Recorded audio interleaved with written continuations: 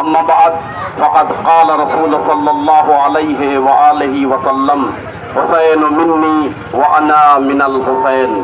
میرے دوستوں اور میرے بزرگوں اور امام علی مقام حضرت امام حسین علیہ الصلوۃ والسلام کے عزاداری میں آج جلوس نکالنے والوں، کربلا کا جو مین مقصد ہے وہ ہے شانتی قائم کرنا۔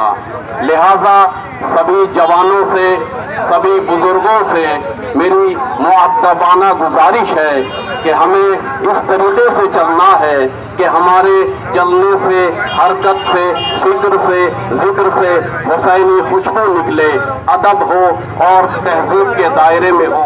حسین ابن علی کا جو مقصد تھا، جو گول تھا، وہ شانتی کو برقرار کرنا اور امن کو برقرار کرنا اور اپنے اوپر دوسرے کو فضیلت دینا اور قربانی کرنا۔ لہذا آج انسان کو اپنے سے زیادہ دوسرے جو جلوس میں آئے ہیں ان مومنوں کا خیال رکھنا، یہ حسین ابن علی کا مشن تھا۔ بس آخری جملہ، حسین نے آج جو بلیدان دیا ہے پورے دنیا میں ہر دھرم کے لوگ جانتے ہیں کہ حسین ابن علی نے بلیدان اس لیے دیا تاکہ حق کے راستے کو پہچانا جائے اور باطل کے سامنے سر کو نہ جھکایا جائے۔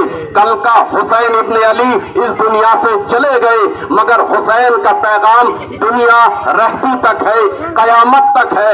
یعنی حسین نے سمجھا دیا میں جا تو رہا ہوں لیکن میرا مشن برقرار ہے۔ میرا مشن یہ ہے جہاں بھی اتیاچار ہو رہا ہو، جہاں بھی ظلم ہو رہا ہو، ظلم کے خلاف کھڑے ہو جاؤ، چاہے اکیلے ہو۔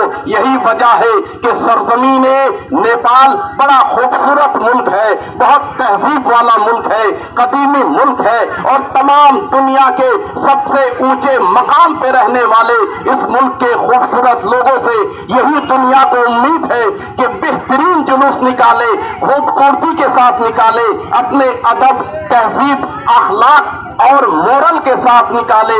لہذا دوسرے دھرم کے لوگ بھی آپ کو دیکھ کر یہ کہہ سکے کہ ہاں یہ حسین کے فالوورز ہیں، حسین کے ماننے والے ہیں جو شانتی چاہتے ہیں، امن چاہتے ہیں، ٹیرورسٹی کے خلاف نعرہ لگا سکتے ہیں اور حسین ابن علی کے ماننے والے ظلم کے خلاف کھڑے ہوتے ہیں۔ اور آج بھی آپ دیکھ رہے ہیں جتنی بھی دنیا میں ظلم ہو رہا ہے، حسین کے چاہنے والے حسینی، چاہے وہ آج کا خامنائی ہو یا آپ کے نوجوان ہو، وہ ظلم کے خلاف چاہے اکیلا ہو ڈٹ کر کھڑا ہوتا ہے۔ لہذا میں اپنی بات کو یہیں پر سمیٹتا ہوں، بس ایک نعرہ لگاؤں گا، لبیک یا حسین، لبیک یا حسین، لبیک یا حسین، والصلاۃ والسلام ورحمۃ اللہ وبرکاتہ۔ شکریہ جناب ڈاکٹر زین العابدین صاحب۔